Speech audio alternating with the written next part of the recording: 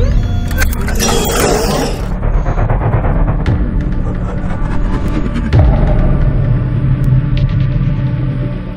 everybody, thank you for tuning in to the Raggedy Gamer. I'm your boy Santos, and I did it. I had an itch, I scratched it, and I peeled the scab off, basically. So what happened was I wanted to do another GTX 1070 and SLI them, and do benchmarks about them running together, and possibly keep them. However, after watching a video of another fellow YouTuber, I'll leave the link in the description below, I found that SLI really isn't going to bring me any real performance for any of the games that I personally play. However, I did still want to do some more performance. So after talking to one of the salespeople at Micro Center, awesome guys by the way, I found out that I could still return my original GTX 1070 and the one that I recently bought for a single GTX 1080 Ti. As you can see here, this is the Founders Edition. I'm just using the Asus drivers. Love it. Love the card. The performance is amazing.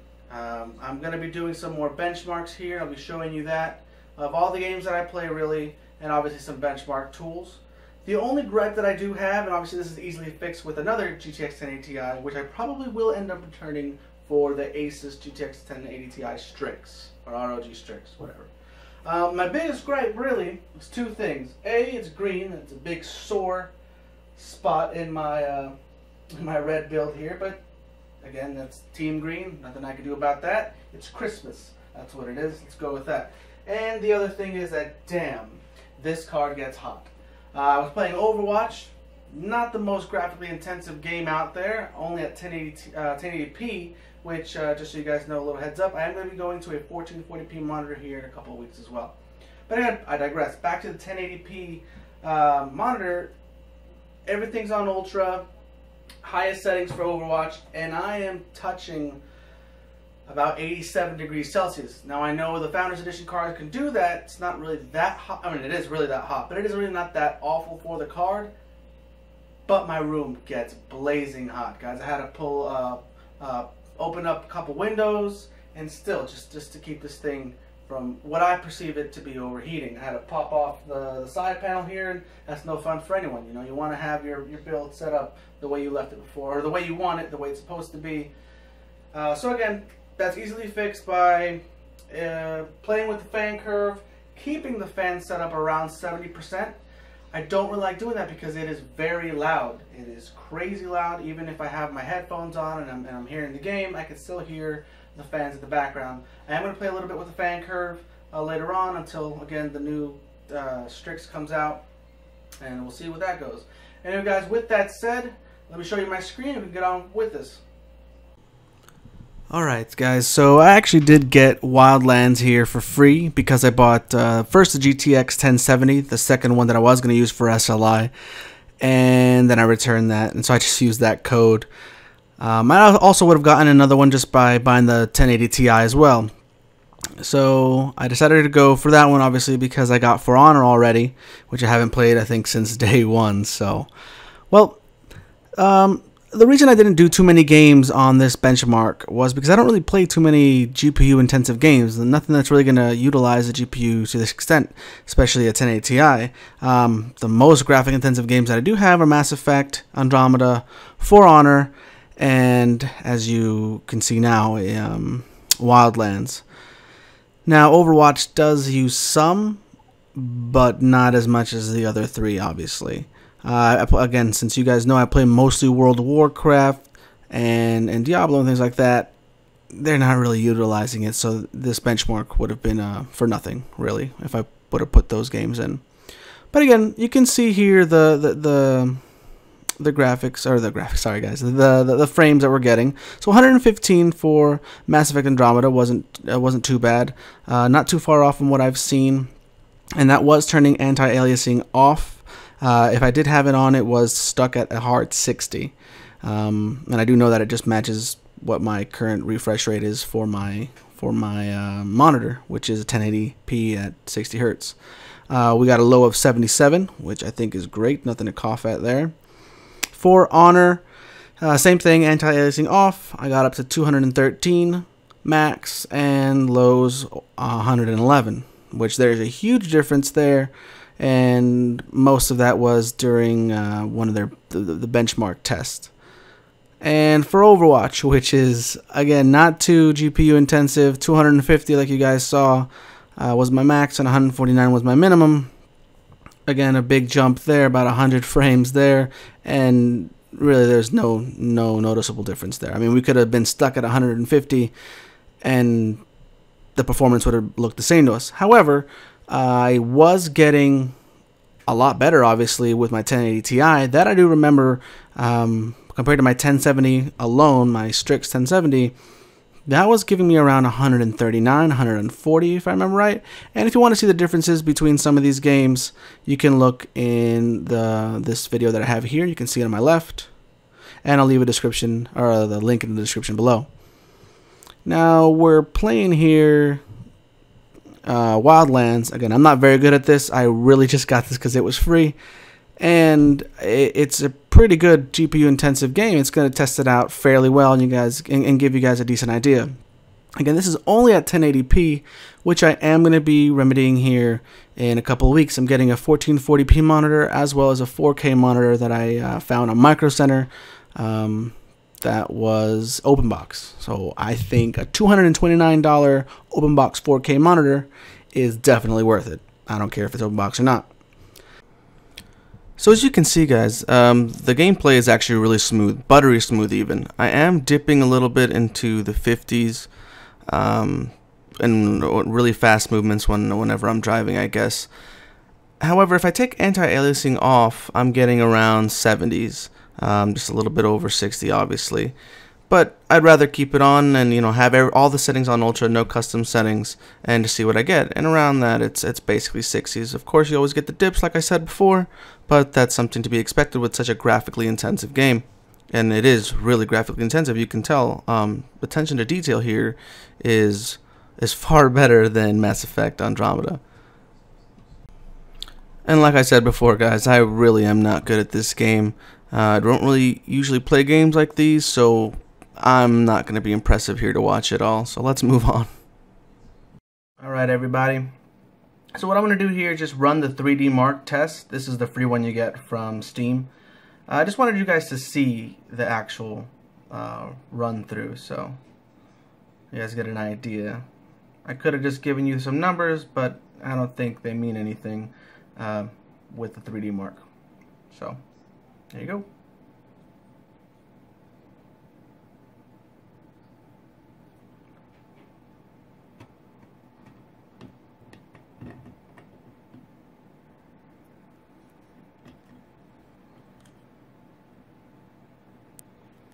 There we go.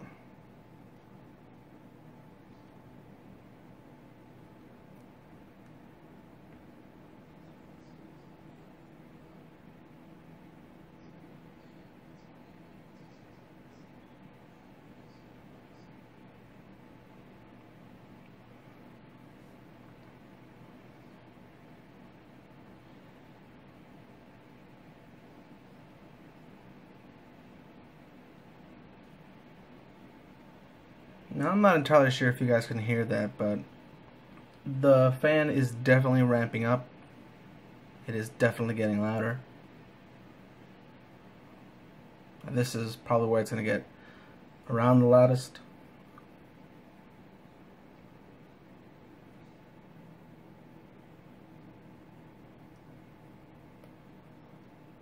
And nothing is running in the background, not even my temperature software, or even my antivirus for that matter.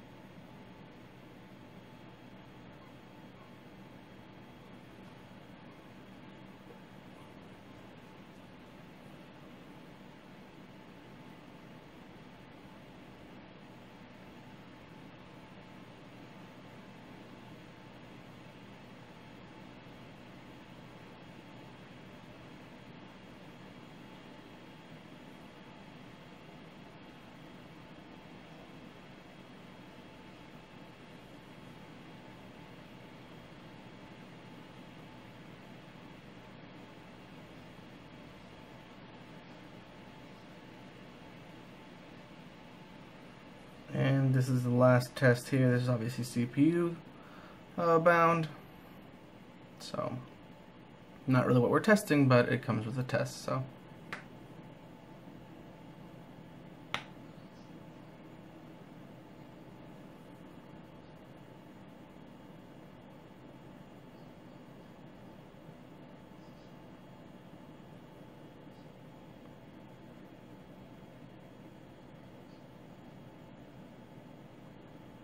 okay, we might be getting our score here.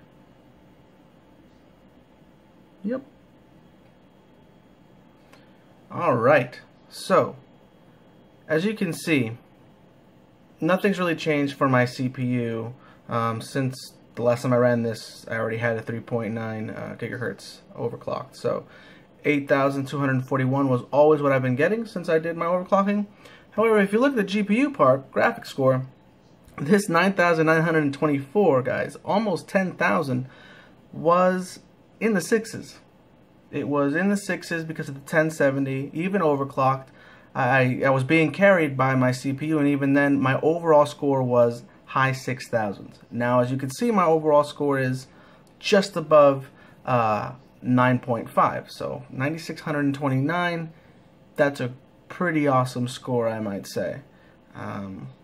Especially that considering that jump from 6,000, mid 6,000s to almost 10,000 on the graphics score, it speaks volumes. And when I did run this in SLI, yeah, I beat it. But again, that's because we know that benchmark software does make use of SLI and Crossfire. But most games, at least the games that I do, don't. And even games that I would eventually buy that do. Just the general heat that you're going to have to deal with, going to have to deal with more power as well, when I could just get a single card like the 1080 Ti, and maybe along the line, one day, let's say it gets a little cheaper, I can get a second 1080 Ti and really get some power moving. But that's way down the road, if ever, really. So anyway, here, guys, let me get this out. Alright, guys, that's going to bring an end to this video here. It is a pretty short one, and I didn't do a lot of games, like I said before, because I don't really play that graphic-intensive games. Not many, anyway. I am starting to get more, so with more games that come out that I'm going to start buying just to keep up with this card, to keep up with benchmarks and things like that, and bring you guys some useful piece of information, we'll see more games then. I've got a couple of requests to do some videos for AMD cards. You know what? I don't really see the point. When I had the 1070, I might have done the 480. If I had a 1060, I definitely would have done a 480 or a 470. But at this level, at a 1080 Ti level, or even a 1080 basically, there's no real point. They are the winners. They are the top dogs, so to speak. Until Vega comes out, there is no competition. So there's no real reason to show you any comparison against a 1080 Ti or a 1080, borderlining a 1070. I do know that the 480, the RX 480s, 10% of the time might beat out a 1070. And yeah, you're getting it for almost half the price. But again, you're only beating it out 10% of the time. So I think the extra 50%, I guess, that a 1070 would cost, and though they have dropped since the 1080 Ti's have come out, I think they're worth it.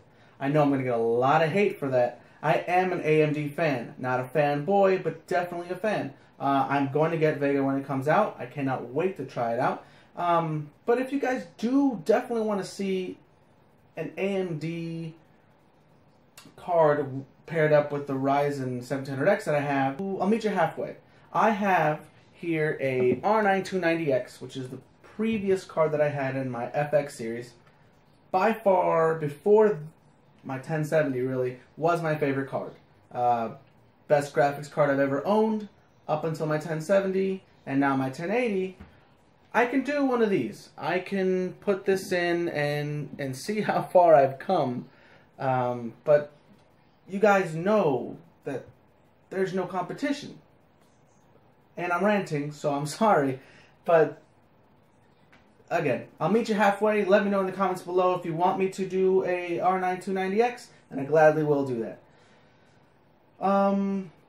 Couple other things here. You guys, as I told you before, I'm going to be getting a 1440p monitor, so these benchmarks are going to change, obviously.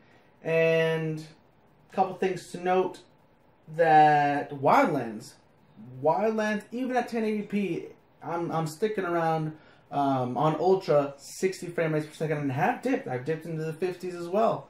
So it just goes to show you that even though the 1080 Ti is an amazing card, these graphics, I mean, these games coming out, these AAA games, they're really using these graphics to the peak of their ability, basically. And I'm sure that if I had a 4K monitor, I would not be able to run anything on Ultra. And even 1440p seems kind of iffy, but I'm going to be showing you that here later on. Now, I wanted to also show you, well, I can't really show you because I don't have the 1070 anymore, but the score that I got for the 3D Mark was around 6,000, I want to say 6,500 and change. Only because I'm being carried by my CPU. My CPU got around the same score, 7,000. Oh no, I want to say 9,000 and something. Something around 8,000s, 9,000, something like that. But the GPU is where I jumped up a lot. I was only getting around 5,000s, high fives, low sixes for my GPU score. The second I got my 1080 Ti, obviously it jumped up to the 9s. So that's really carrying me there. So now I got a basically top of the line graphics card at the top of the line GPU as well. Now it still is my gripe here. You can definitely see that it's green, right in your face green, and it definitely does get hot. Although I did play with the fan curve, so I wasn't reaching around the 70s now degrees. So that's about 16 lower. So that's good.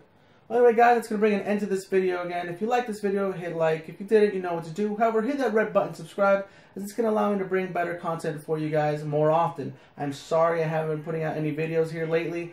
I have been busy. A couple things here have come up. As you guys know, I am having a baby soon, and so I had to deal with building the room and things like that first.